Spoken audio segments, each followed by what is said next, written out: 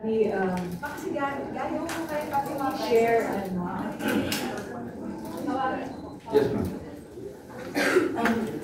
Can you share any unforgettable or standout moment with a favorite teacher in your life? Oh yeah, I like science, no?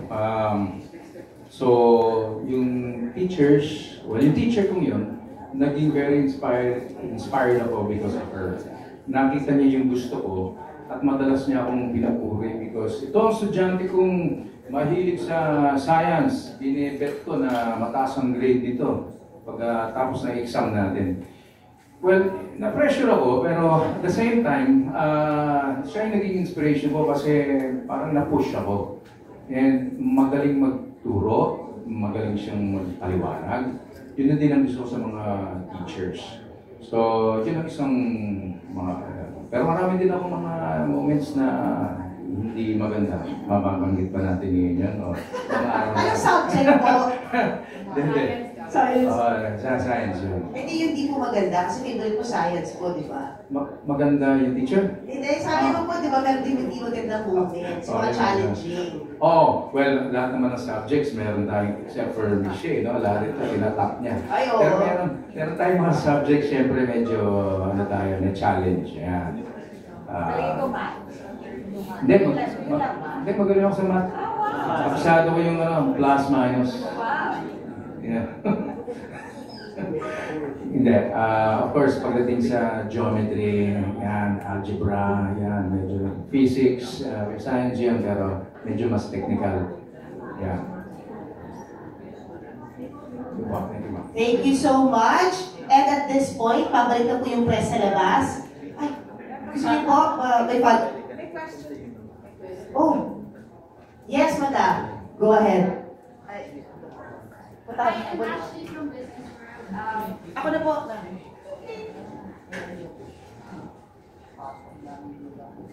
I'm Ashley from Business World. My question is MWell specific. Michelle, can you share with us what other services can we expect from MWell? Because last time MWell said that it has integrated Mind Health into its platform. Going forward, what other services can we expect? So the Mind Health pala is not just a Mind Health score, ha? It also has a self-help features. So if you're feeling down, you can do parang a reflection tool there. There's an AI that will sort of make you feel better kasi tatanungin ka kung anong pinagmulan ng ano mo, nararamdaman mo, until you feel better. And then there's also a gratitude box na when you're feeling okay, you put in the things that you are grateful for. And when you're depressed, you open the box and it reminds you of the blessings that you have, di ba? Things that you are grateful for. Meron din siyang messaging every day na to help you then. Every day na whatever, think positive, you are loved, mga ganyan. So, may mga self-help tools siya. In terms of the MWell app, we also have our wearables now and our rings. And we will come up with another wearable that's more sporty. Bagay din sa'yo, Mr. Gali. Asan ba si Gali? But it's there, pakita mo yung watch mo na maganda. So, may bagong mga wearables. And then the other thing that we're also taking a look at is the Health Hub. So there's a Health Hub feature or button in our MWell app where anybody, if you want to book in any clinic, kunyari eye, dental, may naghahanap ka, naka-curate siya kung saan ang pinakamalapit sa'yo. So yun ang pipindutin mo, so mag-book ka talaga, scheduling booking, and then dun yung sa mga clinics may portal din sila para hindi ka na tatawag at mag-text. At saka may reminder din sa'yo na ito yung appointment mo, schedule mo, huwag mong kakalimutan. At saka lahat ng mga e-prescription, mga medical consultations, lahat ng mga medical summary mo is going to be in the MWell Digital or yung Health ID natin such that pag pumunta ka sa partner clinics or sa MPH hospitals, pag binaril yung QR code mo, i-allow mo siya, hindi ka mag-fill up na ng mga 10 pages kasi ganun ang nangyayari ngayon, di ba? And then you can also allow the doctors to view your basic information and your medical summary. Kasi di ba pag pupunta ka ng doktor, ano yung tinitake mo, ganyan, magkakamot ka pa ng ulo, ano na nga ba yun, ganyan. So parang it's digital already and such that wherever you go, you have your personal health records with you. So if you go abroad, something happens, you have all your records. When can we expect this to happen? The launching of new wearables, do you have a timeline? I think the new wearable, it's going to come out in a month. Health Hub is already available and we're adding more clinics pa lang, so it's nationwide na rin. And then the digital ID, we are improving it kasi we also wanted to also parang connect or integrate with PhilHealth, yung mga ganyan.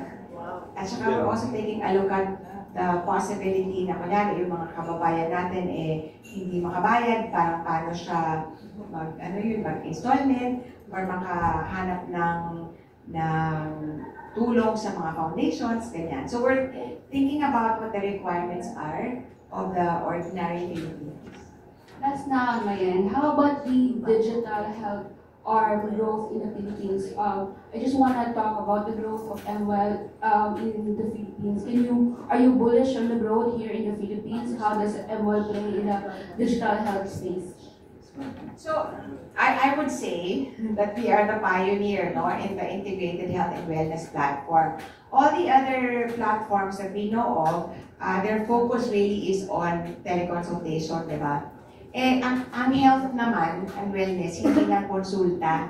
Dapat overall wellness, complete wellness at complete na pang-alaga. So, sa atin, we have food and nutrition, we have fitness in the app, and then the wellness score, which is my favorite, where you wear your gadget and it tells you your wellness score. Kasi most of the gadgets, di ba, patitingnan mo lang, ilan yung steps mo, ilan yung BP mo, ganyan. Yung sa atin, meron talagang score para ma-benchmark mo sa sarili mo na naging better ka last month, last year. So may analytics din siya. And then for mga families now, di ba, Gary, in communities, we have gamified it also. So for example, si Gabby and his family now, may sila Sabana, yung si Jimmy talagang sa family niya, pwede silang mag-contest, silang 4, silang 5, di ba? O kasama natin si Gary, si Casey, si Chloe. Kahit saan si Chloe outside, pwede silang mag-view ni Gabby yung health ng mga anak niya, pati mga apo, di ba? Para lahat sila okay. Kasi may leadership board yun. Nakakatuwa. Parang we want health and wellness to be not just a responsibility of one person, but you can encourage it collectively as a family, as a group, because it's more fun like that, di ba? Ang Pinoy kasi ugali, gusto parang social, hindi lang mag-isa. And we also have that for mga LGUs, mga corporations, ganyan. So we're thinking of many ways to make health and wellness really embraced by everyone. Kasi ang Pilipino nga ngayon, pagka tinitingnan lang yung health niya, pag may nararamdaman na, di ba? So dapat you start, para pagka mag-ano tayo, kasi buwa ko rin ni Mr. Gabby. Kasi yung pagkakapogi at saka pagkakaganda, nagagaling sa loob yan di ba? So we want all Filipinos to be healthy and well. Kasi lahat anchored on the health. Pagka hindi ma-healthy yung mga bata, yung ability nila to learn is also, di ba, affected.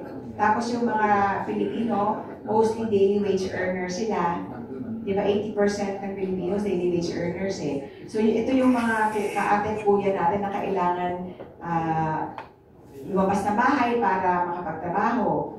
Yung mga market, dry market vendors. Tapos yung nagtutoda, di ba yung mga ngayon nag-fulfill mga riders, ganyan. Pagka may sakit sila, wala silang uuwi para makapag-put ng food on the table at saka makapagpaaral. In the same way, our teachers din, kasi pag hindi healthy yung teachers, absent yung teacher. Pag absent yung teacher, kung walang substitute, kasi kulang yung mga teachers, walang matututunan yung mga estudyante. So we really want everybody to be healthy. Thank you very much for your question. And we do have a question from Cebu, ma'am. Miss April, of course, our PR leg from Cebu will ask her question. Good afternoon po. Miss April? Miss April, are you there?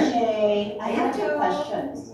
Of all of the beneficiaries of Gabay Guro, how many are from Luzon, Visayas now? And also, in this evolving digital age, how does Gabay Guro plan to address the evolving needs of teachers and students? Thank you. So we're very conscious about making Gabay Guro pervasive, no? And talagang hindi lang siya concentrated sa Luzon, merong Visayas at saka Mindanao. And that's apparent in the 52 state university partners that we have. If you have the Philippine map, we're all over the place kasi we want to teach, to reach all of the provinces. We also have mga sa Tawi-Tawi, mga Basilan. So lahat ng sulok ng Pilipinas, dinatch na natin. And before, when we used to tribute, nasa Metro Manila lang sa MOA Arena, yung pinukwento ni Ms. Regina, nag-regional, halos lahat ng major provinces and cities na napuntahan natin, kaya nakapunta tayo na Agusan del Norte, Davao, lahat. So, fair tayo because we want to reach all the teachers in the entire Philippines, no? In terms naman of health and wellness, this is really perfect because most doctors kasi are only able to service, in the patients in their geographic areas. Now, statistics actually say that you have 1 doctor for every 26,000 Filipinos. And the World Health Organization requires less than 10,000 per doctor. So, kulang talaga tayo ng doktor. Doon sa mga regional areas, ang statistics naman is 1 doctor for 40,000. That's even worse. And then sa mga psychologists ngayon, counselors, 1 counselor or psychologist for every 100,000 Filipinos. So it's just fitting to have a digital platform because you extend the reach of the doctors wherever they are. And then we also want to change the statistics, no? Because right now, the numbers say that 6 out of 10 Filipinos die without seeing or consulting a doctor, which is very sad. So with our platform now, we're able to reach remote areas through our MWell on the go, mga far-flung islands, and even we have also extended this to OFWs because our platform is open. So our 20 million OFWs out there are able to call and talk to Filipino doctors. Kasi before, ang input ng Department of Migrant Workers, hirap yung mga OFWs pag nagkasakit kasi in the countries that they are in, iba yung language, di ba? So we even met 1 OFW na nandun, kasi di ba ang talented ng Pilipino, kaya mo marunong kumanta, ganyan. So yung in-export natin ang ating talent eh. So in Dubai, there was one that we met na nagsising siya. Normally naman lahat Pilipino ang singer, di ba? So nagkasakit siya, hindi sila nagkaintindihan ng doktor. Di ba yung na inoperahan yung ngayon wala na siyang boses. Eh yun yung pangkabuhayan niya. Kaya nung si Secretary Toots Ople before she passed away, sobrang grateful siya with MWell because ito na yung answered prayers ng OFWs that they can call and talk to Filipino doctors 24/7 wherever they are kasi kailangan yung language barrier is an issue for them eh. So para talagang yung nakakausap na ng doktor, nakakaintindi, Pinoy. So yun, that's one of the things.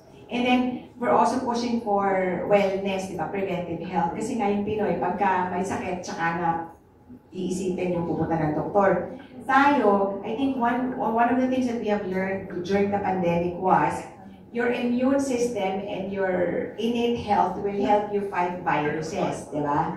So yun, kailangan talagang maging healthy tayong lahat. And you start thinking about our health younger, and we also want our children, through our teachers, to care about their health and wellness at a very young age. Di ba sila sa mana, gusto mong healthy sila.